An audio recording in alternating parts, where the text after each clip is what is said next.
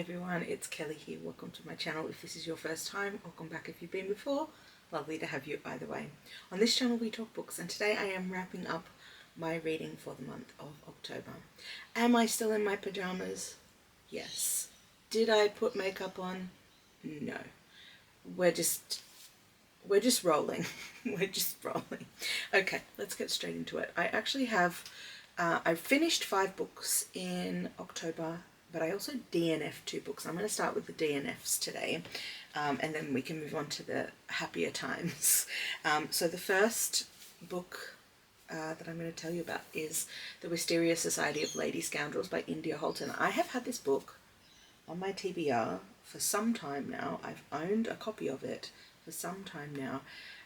And if you have watched my what do you call it, end of the year tag video, you will note that I talked about the possibility of reading this book as a spooky season transition book, because I'm in Australia, so it's springtime, it's not autumn like it is in the northern hemisphere, so this kind of was giving me spooky but springtime vibes. It's not for me. If you love this book, I'm very sorry, I don't mean any offense, but what didn't work for me with this book was it was just trying to be too clever.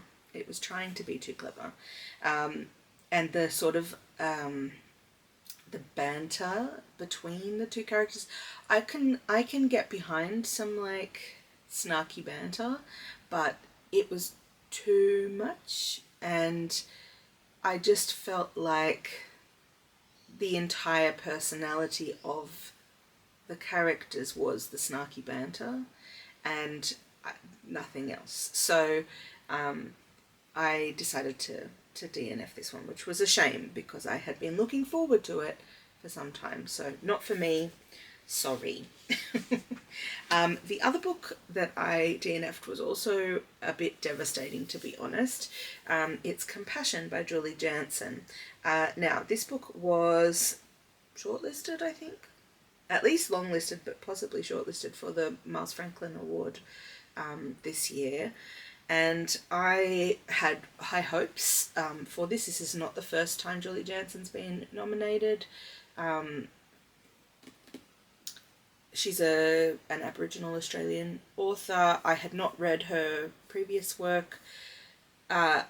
This I went into with high hopes also. So yeah, I was really disappointed that it didn't work, at least for me. Obviously it worked for the judges because it was included in the list, but for me it didn't work. And the reason it didn't work is it just felt like an absolute whirlwind. And again, it comes down to character, because the main character of this book is a young girl, at least at the beginning of the book, who has had some really awful things happen to her. And I guess my sympathy for the character is, you know, her circumstances are awful.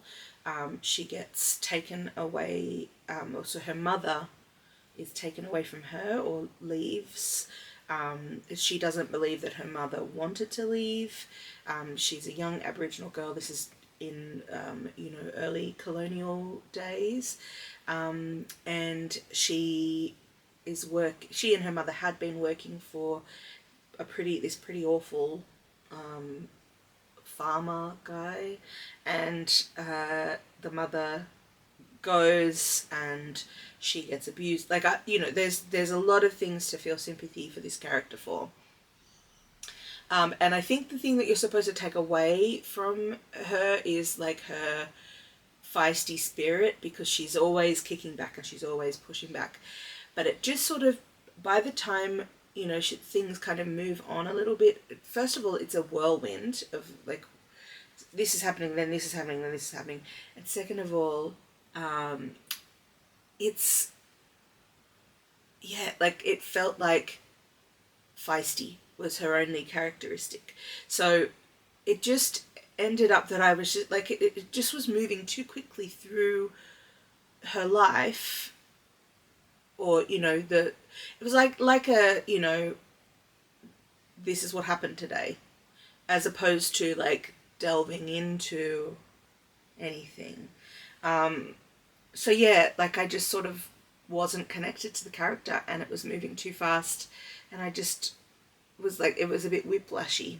So yeah, it was really disappointing to have to DNF this one, but I wasn't enjoying it. It wasn't doing what it needed to do for my brain. So that was disappointing. I think the other thing too is this is the second book in a series. I haven't read the first one, and I guess there's a conversation there about book prizes and sequels, because yeah, I don't know, that might be a whole nother video, but anyway, two sad DNFs to start us off. Let's get into the books that I did finish in the month of October. The first book I finished was The Very Secret Society of Irregular Witches by Sangu Mandanna. I loved this. This was great. A very enjoyable cozy fantasy with very likable characters. The child characters felt somewhat believable, which is a big thing for me. So I was really pleased that those characters kind of had character. They weren't just sort of like just stupid. Because I feel like a lot of authors, when they write kids, just write like innocence, but in the sense of just being really naive about things. That's not what was going on for these characters. They had actual characteristics that weren't just not understanding what's going on. So yeah, this was great. Also, there was a romance in element to this book as well, which was a sort of grumpy sunshine trope for the most part. There was also, and that was quite sweet. I don't mind that trope actually, the grumpy sunshine.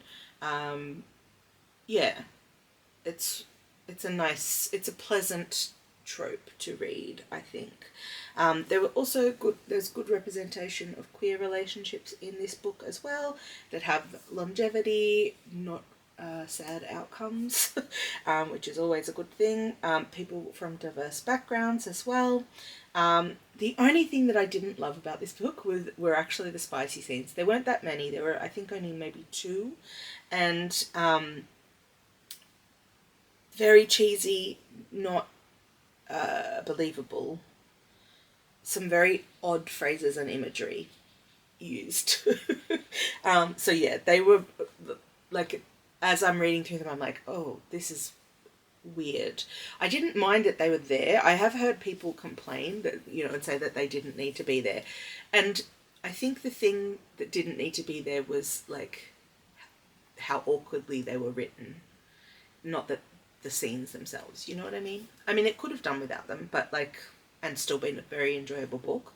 But yeah, otherwise, this was great, and I'm very keen to read more from this author. I gave it 4 stars. Fantastic. Very happy. The next book I read, I don't have a physical copy of, and it is The Orchid House by Phyllis Shand Allfrey. This was a book I was reading for my Reading Around the World challenge, the book club that I'm a part of, and this was our pick for Dominica. So on the one hand, it was a reasonably enjoyable read that explored, you know, the social dynamics and family issues. But on the other hand, it was written by a white author who was speaking through, so for the most part this book is told from the perspective of a woman called Lally, who is a domestic servant working for a white family, and the author is white and she's speaking through this character, and it felt a little bit off, especially when she's like talking about how much she loves the children, because she's sort of a nanny, I guess. Yeah, and yeah, so I feel like some problematic and romanticized views are sort of given about this white family, are given to Lally to say in the book, and that felt a little bit off to me. This book was written a long time ago, so it wasn't that it was written in our modern times. However, it just sort of felt, I'm still reading it in our modern times, like it's one of those things where it's, yes, you understand that times were different, but also even in her time, from what I've read about this author, because she lived in the Dominican Republic, and she was a politician at some point in her life, but the black community of the Dominican Republic were less keen on her. It's sort of, it's giving white lady savior in some ways. Yeah.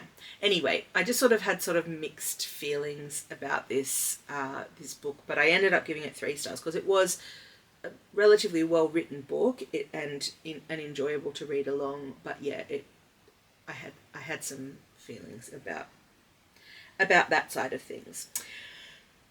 Moving on.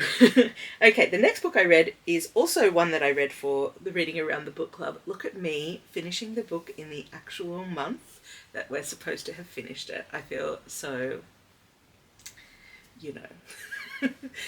So I read A Disappearance in Fiji by Nilima Rayo. She is a Fijian, an Australian author of Fijian Indian descent. I think I've said that correctly. This was our pick for Fiji. And I guess like we had interesting discussions in choosing this book. We haven't yet had our meeting to talk about this. That's happening next weekend. But I think, or maybe the weekend after. I'll have to confirm. No, it should be next weekend. Anyway, we had these really interesting discussions about like how to choose the book, and we're always trying to find a book that's going to give us like some insight into culture, into history, into some, help us to learn something about the country that we've read about. So in the past, sometimes we have not even included people who don't currently live, or in the time that they were alive, live in the country, but this was we have kind of expanded our definition a little bit, because especially in countries that have, like, for example, where they have a diaspora, they have war or conflict, and therefore people have left, we still want to hear from those voices, even though they don't live in the country anymore, because there's for reasons, This was a really informative book. I learnt so much about the history of Fiji, about the involvement of, like, particularly the colonial aspects of the history of Fiji, which I'm so interested in because I live also in a colonial country, colonised by the British, as Fiji was, which I did not know. And also I learnt a lot more about the indentured servant program. I can't remember what it's called. Specifically, this is why we have Fijian Indians, because Indian people were incentivized to come out to the colonies to work. This is at the end of slavery. But they still needed workers for sugar plantations in this case, but other types of plantations as well. So people were, told things about what that would mean to come out. So they came out from India, and the conditions were not what they were advertised to be. It basically was slavery 2.0, and I learnt more about that from the perspective of characters, in this book, who were part of that program.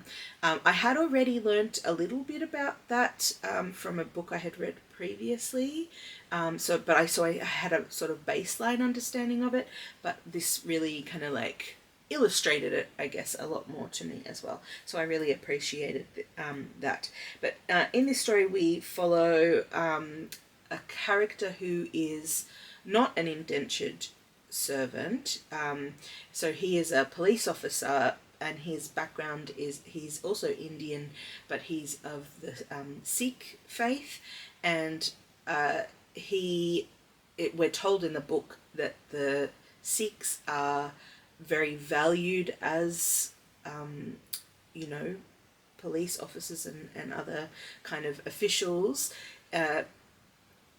which sort of creates this system where we've got this group here and then we've got these people down here, even though they're all from India, but they're treated very differently. But he's sort of like, but they're also not the white people in the colony.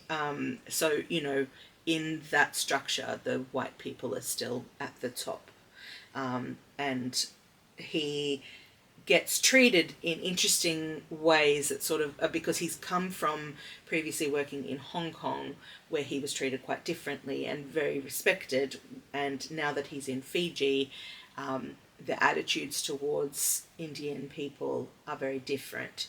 So it's really interesting because he has some views where he sort of sees himself as above these people, and through the course of the book he starts to, I guess, unpack that that racism and that, I guess,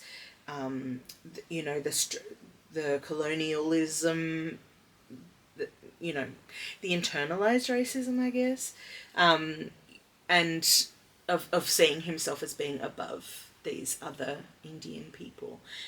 So that's very, very interesting aspect of this book as well. Story was compelling, particularly as the details of the crime start to be revealed. I would happily read anything else that this author puts out. So this was another 4-star read for me. Loved it. It was great. Highly, highly recommend. The next book I read was a graphic novel, and that is The Moth Keeper by Kay O'Neill. Kay O'Neill I know from the Tea Dragon Society graphic novels, which I have read previously and really loved. This was a lovely little one as well, also wholesome as the Tea Dragon ones are, and we follow this character called Anya, who has pledged to be the Night Village's new Moth Keeper. So these characters live in a sort of desert area, so obviously during the day it's very hot and bleak and sun-drenched, so their society sleeps through the day and then wakes up at night time, but during the night time they have these moths that are like pollinating this plant that's very important to, or a tree that's very important to them. So they appoint a moth keeper who will take the moths to like a cave during the night time, and they sort of look after the moths during the night, so that they can continue to do the pollination, etc., at the appropriate times. Anyway, that this is a new person who's been appointed to do it. It's a very lonely job, and the cost is that you miss out on all of the like social and community aspects of living in the night village. So this character is sort of like, we don't learn about their background until quite late in the book, and also they have some like abandonment issues, and social kind of like struggles, I guess, and yeah, like things kind of shift throughout that. Beautifully illustrated. I really enjoyed this as well. I gave it 4 stars, and do recommend.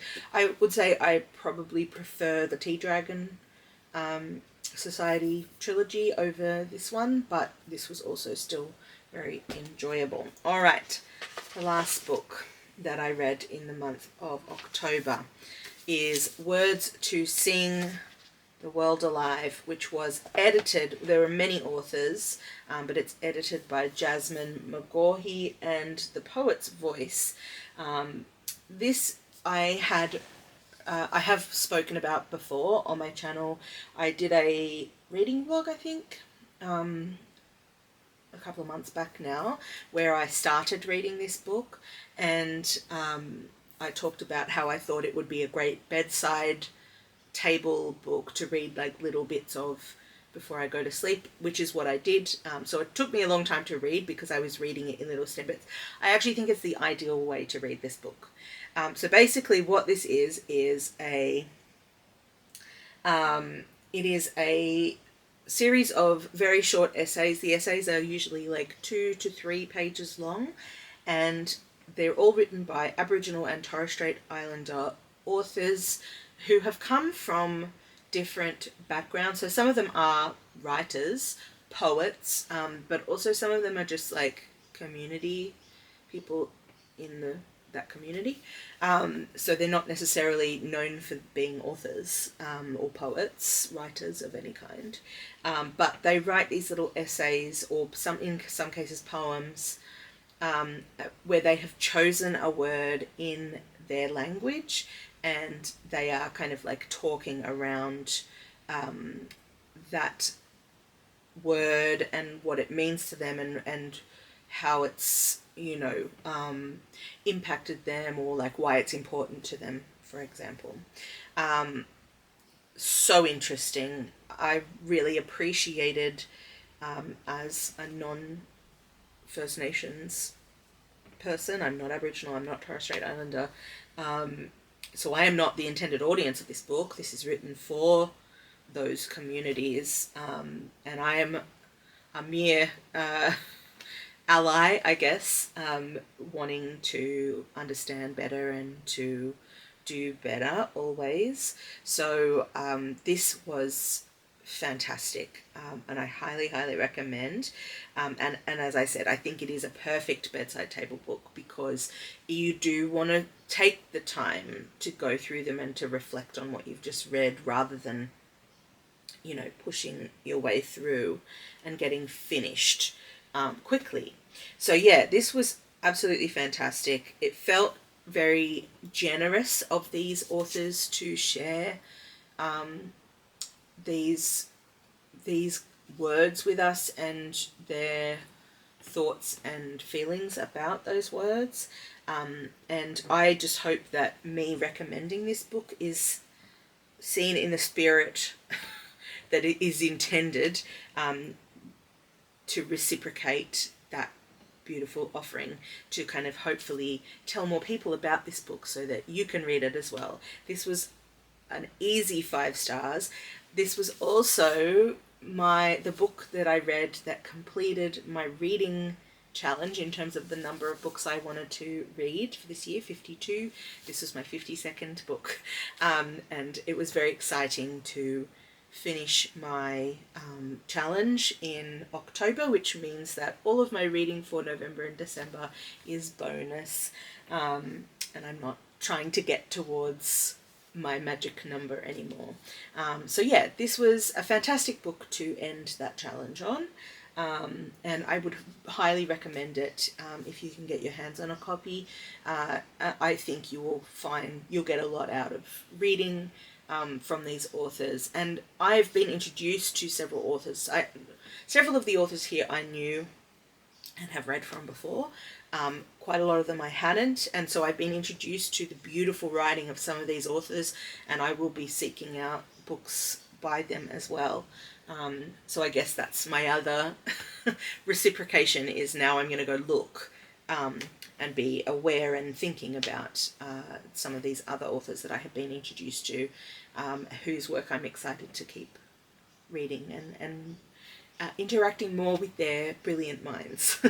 Alright, so that was my stack I won't pick up my DNFs and put them in my stack here. So 5 books in October. It was a good reading month. I enjoyed everything I read, or that I finished at least, in October. Let me know down in the comments if you have any thoughts about any of these books, if you've also read them, or you know, you're inspired to pick any of these up after watching the video. Please let me know down in the comments, and I will see you on the next video. Bye.